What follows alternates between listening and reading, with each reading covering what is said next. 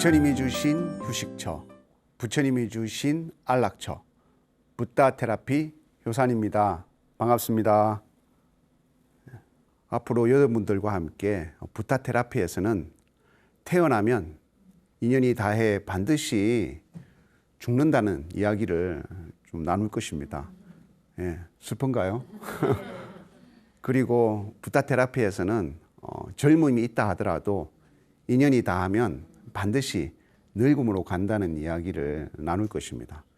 그리고 붓다 테라피에서는 지금 건강하다 하더라도 인연이 다하면 언젠가 한 번은 병이 든다는 그런 이야기를 나눌 것입니다. 재미없을 것 같죠? 그런 얘기 재미없잖아요. 그렇지만 붓다 테라피를 통해서 소원이 이루어지고 그래서 다시 살아나는 이야기, 또 어려운 절망 가운데서 또 다시 빛으로 나아가는 이야기, 참 힘들었지만 힘듦을 겪고 난 이후에 또 그늘과 더 넓은 밝음으로 나아가는 그런 이야기를 나누고자 합니다. 그래서 여기 계시는 분들도 마찬가지겠지만 우리 붓다 테라피에 많은 이야기를 보내주셨으면 좋겠습니다. 여기 계신 분들부터 저한테 먼저 보내주시면 좋겠어요. 왜냐하면 여러분들의 이야기가 곧 부처님의 이야기입니다. 부처님께서 동쪽으로 나아가셨을 때 늙음을 보셨던 이야기, 그게 다 우리들의 이야기잖아요.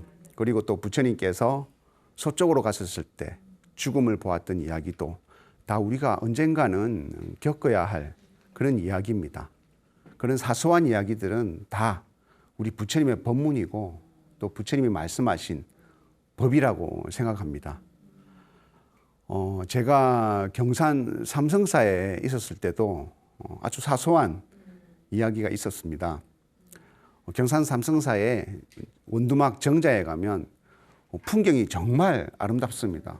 한눈에 산과 들이 다 보이는 곳인데 한쪽 구석에 매화나무 가지가 너무 넓게 펼쳐져서 한쪽이 가리게 된 거예요. 그래서 저도 막 눈이 뒤집혔는지 모르겠지만 매화 가지를 막 자르다 보니까 너무 많이 잘난 거예요. 그래서 이거 큰일 났다. 매화나무 가지가 너무 많이 잘라져서 죽는 거 아닐까? 그래서 아니나 다를까 그날 밤에 바람이 유독 많이 불더라고요. 막 웅웅 잉잉 하면서 부는데 그래서 어떻게 이렇게 바람이 많이 불지 하고 창밖을 내다보니까 매화가지 자른 매화나무 가지가 막 손과 발을 막 사시나무 떨듯이 막 떨면서 저보고 살려주세요 살려주세요 하는 것 같은 거예요. 그래서 제가 너무도 놀라서 왁 하고 제 소리에 놀라서 나를 보니까 꿈이었던 거예요. 그래서 제가 어떻게 나무까지 자른 거 가지고 이런 꿈을 꾸지? 그러면서 참 어이가 없기도 하고 그렇지만 한편으로는 참 그 매화나무 가지가 안 되고 또 잘못되면 어쩌지 걱정이 앞서기도 했습니다.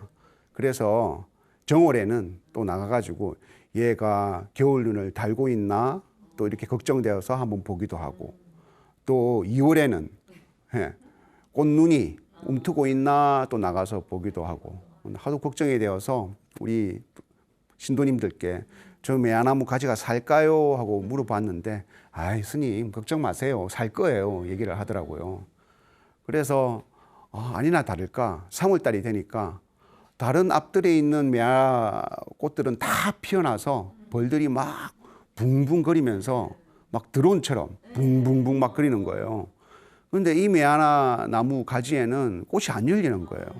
그래서 제가 노심초사 이렇게 걱정을 했었는데 아니나 다를까 얼마 전에 이제 한 대여섯 송이에 그나마 매화 꽃송이를 열었더라고요. 그래서 제가 그 매화나무 꽃송이를 막 쓰다듬으면서 잘했다 다행이다 그렇게 한시름을 놓았는데요.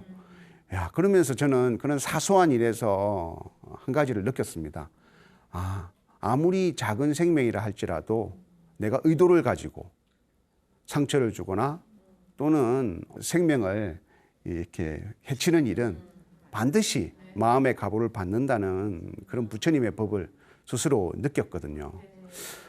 그런 사소한 이야기 가운데서도 부처님의 법을 느낄 수 있는데 우리 여러분들이 느끼는, 살고 있는 이 삶 속의 이야기들은 그대로가 부처님의 생로병사, 사문유관에서 느꼈던 부처님이 진짜 부처님을 만났던 그 순간이라고 생각을 합니다.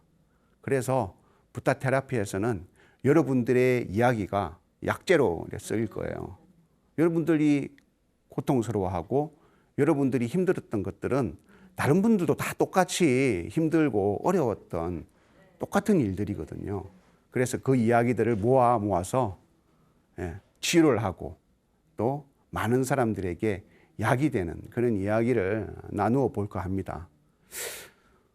부처님께서 제일 처음 우리 중생의 약사로서 제일 처음 치유를 해준 환자 이야기가 혹시 알고 계세요? 누굴까요? 아마 들어보시면 알 거예요. 부처님께서 제일 처음 약사가 되셔서 고통에 힘들어하고 있는 어떤 청년을 치유하셨거든요. 그 청년이 너무 힘들어서 막 숲을 헉헉 소리를 내면서 뛰어오고 있었어요. 그래서 힘들다 이러면서 머리를 막 쥐어들면서 오는데 신발을 보니까 신발이 황금 신발이야. 오 진짜 그죠? 옷이 비단 옷이에요. 그러니까 좀 사는 집안의 아들인 것 같아요.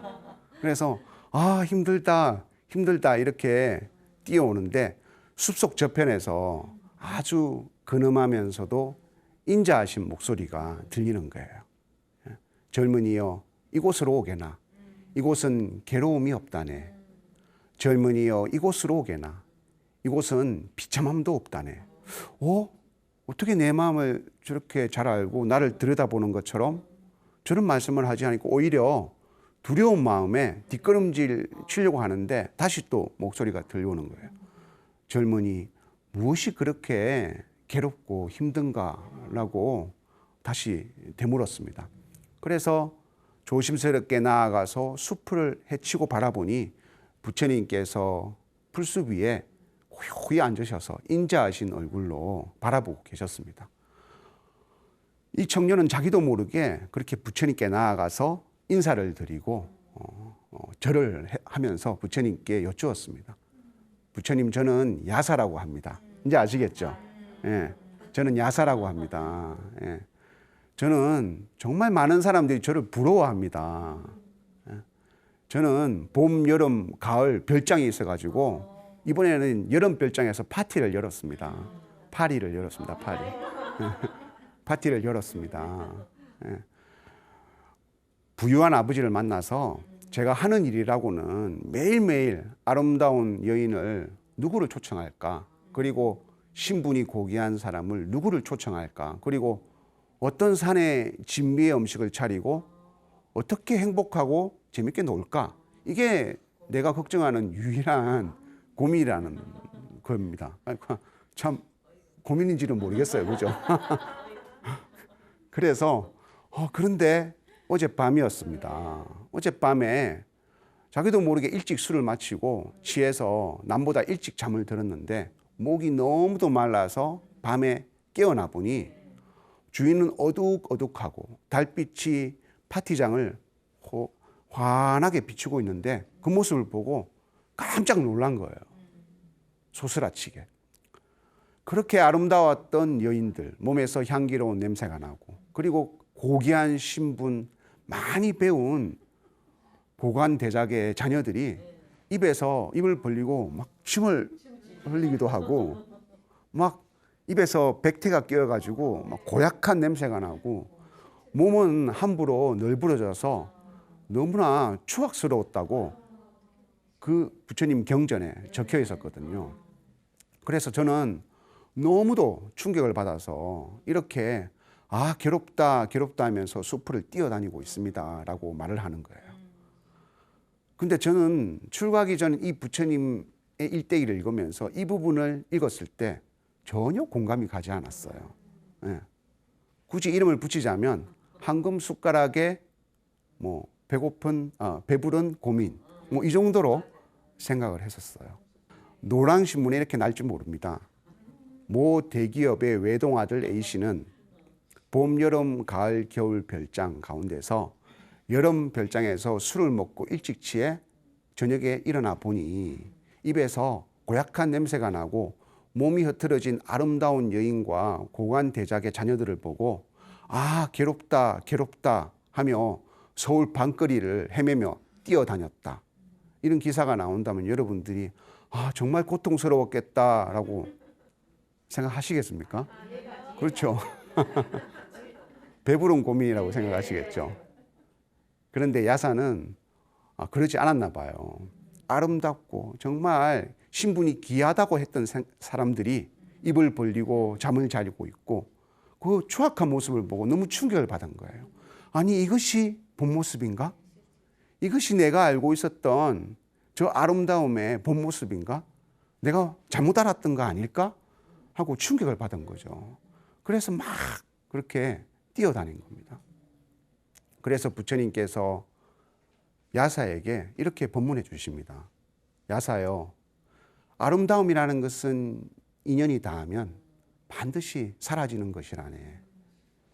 야사요, 젊음이라는 것도 인연이 닿으면 점점 주름살이죠. 결국 아름다움은 이 세상 어디에도 찾아볼 수 없다네. 야사요, 오히려 인연이 생겨났다가 인연이 닿는 곳에서 머물 때 괴로움은 소멸한다네. 오히려 이것이 내 것이다 라고 생각했던 그곳에서는 괴로움이 무성하고 이 내 것이라는 것이 인연이 닿아서 사라지는 곳에서 오히려 안락처가 있다네 라고 부처님께서 말씀을 해주셨습니다. 그 말을 듣고 야사는 아, 정말 그것이 내가 새롭게 가야 할 휴식처이고 안락처이구나 라는 생각을 먹고 부처님의 제자가 되어서 그렇게 출가해서 비구가 되었습니다. 또 다른 이야기를 여러분들에게 들려드릴게요. 여러분들이 흔히 많이 아시는 얘기고 다 경험하셨던 얘기일 겁니다. 여러분들이 처음 사랑을 했었을 때를 생각을 해보십시오. 예. 뭐 행복할 수도 있고 행복하지 않을 수도 있겠죠. 예. 그때는 내가 사랑하는 마음이 50이라면 상대방도 50이라고 생각을 했습니다. 똑같은 것을 보고 똑같이 행복하다고 생각했고 똑같이 먹으면서 똑같이 즐겁다고 생각을 했습니다. 그렇게 이 행복은 항상 같이 가고 같이 나누는 것이라고 생각해서 결혼을 했는데 1년, 2년, 3년 예. 뭐 신혼기간의 유통기한이 3년이라고 하더라고요. 그 3년이 지나니까 자기도 모르게 이 사랑이 변해간다고 생각을 하게 되는 거예요.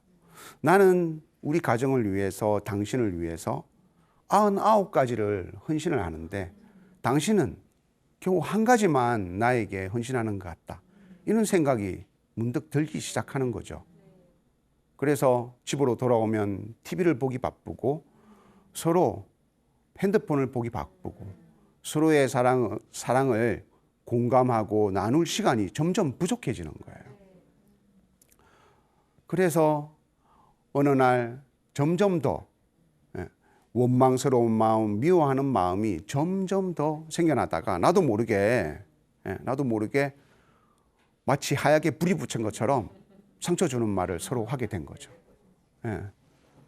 그래서 이 말을 어떻게 주워 담을까 잘못한 것은 알고 있는데 그래도 자존심이 상해서 내가 이렇게 상처 주는 말 한 것도 당신 때문인데 어떻게 내가 먼저 말할 수 있을까 부끄럽고 또 원망스러운 마음에 아파트 벤치에 가서 거사님들은 담배를 피면서 괴롭다 할 것이고 우리 보살님들은 친한 친구에게 전화를 걸어서 막 괴롭다 전화를 할 거예요.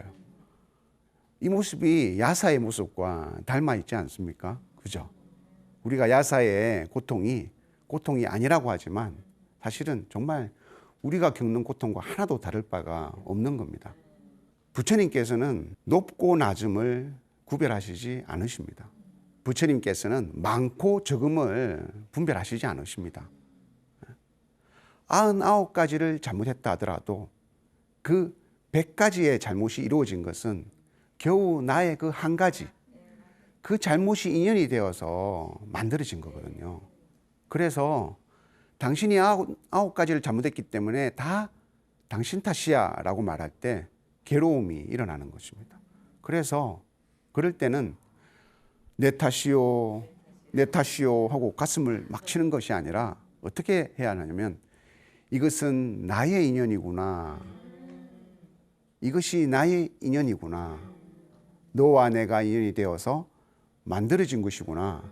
내 인연이요, 내 인연이요. 이렇게 가슴을 치는 거로 바꿔야 될 것 같아요. 왠지 유행어가 될 것 같은 불길하지 않는 예감이 듭니다. 예. 그렇게 이것은 나의 인연이구나, 나의 인연이구나 이렇게 생각을 했을 때 아무리 상대방이 99가지를 잘못해서 내가 속에서 화가 치밀고 분노가 치밀고 원망이 치민다 하더라도 이것은 나로부터 또 같이 인연이 되어서 잠시 일어난 인연이구나 생각을 하게 되어서 행복의 적정처, 휴식처로 갈 수 있는 것입니다. 밀란다 왕의 일화에도 그런 이야기가 나옵니다. 수레가 하나 있습니다. 이 수레는 바퀴와 바퀴살과 또 수레의 본체와 손잡이와 또 바퀴를 수레의 본체에 연결하는 나사로 구성이 되어 있습니다. 이 모든 100가지가 다 하나가 되어서 우리는 수레라고 합니다. 그런데 우리가 99가지가 당신 탓이야 라고 말해서 나는 하나의 잘못, 이것 때문에 잘못이라고 할 수 없어 라고 말을 했을 때 마치 그 수레에서 나사 하나가 빠졌다고 한번 생각을 해봅시다. 그럼 그 수레를 몰고 진흙창을 지나갈 때 과연 수레의 역할을 할 수가 있을까요? 아니죠. 그죠? 그와 같이 부처님의 법의 세계, 부처님의 진리의 세계에서는 좀 전에 말씀드린 것처럼 많고 적음을 분별하지 않아야 합니다. 그리고 높고 낮음을 분별하지 않아야 합니다. 당신과 내가 같이 있는 것이다. 당신과 내가 같이 한 것이다. 이것이 인연으로 일어난 것이다. 라고 말을 해줘야 하는 것입니다. 그와 같이 우리의 삶 속에서는 이것은 내 것이다. 이것은 나의 행복이다. 이것은 나의 아름다움이다. 라고 집착하는 순간 그때부터 고통이 일어납니다. 그러면 어떤 곳에서 고통이 일어나지 않을까요? 인연이 닿아서 사라지는 그곳. 그곳에서 부처님의 말씀처럼 행복을 찾을 수 있는 것이거든요. 그래서 부처님께서는 야사에게 이렇게 말했습니다. 야사요, 이제 계를 지켜라. 내가 부자로서 모든 것을 누릴 수 있고 부유한 음식을 먹고 부유한 옷을 입는 것을 버리고 술을 함부로 먹지 말고 스스로를 잘 제어하면서 계를 지키고 살아라. 그곳이 너의 휴식처이니라. 야사여, 항상 보시를 행하라. 나는 애초에 황금수저로 태어났기 때문에 나는 이 불을 마음껏 누리면서 행복을 누릴 것이다 라는 생각을 하지 말고 이것은 사실 모든 사람과의 인연에서 만들어진 부이지 나만의 것이다 라고 생각하지 않고 적극적으로 보시를 행하라. 그렇게 하는 곳에 즐거움, 새로운 열반의 길이 있을 것이다 라고 부처님께서 야사에게 법문을 해주시게 됩니다. 이렇게 부처님께서는 부처님의 첫 환자 야사를 치유하셨어요. 그래서 야사는 정말 감동을 해서 그렇게 부자인 집을 가감하게 버리고 바루 하나를 들고 그 다음에 분소일을 입고 하루에 한 끼를 먹는 출가 수행자의 길로 갈 수 있었던 것이거든요. 그래서 우리는 오히려 비어있는 곳에서, 사라지는 곳에서, 그리고 내 마음에서 드러내는 곳에서, 그곳에서 행복을 느낄 수 있는 것입니다. 오늘 여러분들과 함께 나눈 붓다의 테라피는 바로 이러한 마음의 치유, 여러분들의 아주 작은 이야기 하나하나를 모아서 마음을 치유하고 그리고 고통을 치유하는 그런 자리가 될 것입니다. 이런 사소한 이야기도 그 속에도 부처님의 법이 녹아져 있다. 그런 이야기들을 붓다 테라피로 보내주신다면 제가 그 이야기를 부처님께 법과 함께 이렇게 약으로 만들어서 여러분들에게 드릴 것입니다. 오늘 붓다 테라피 첫 번째 시간에 여러분들에게 이렇게 부처님의 법문을 전하면서 마치도록 하겠습니다. 감사합니다.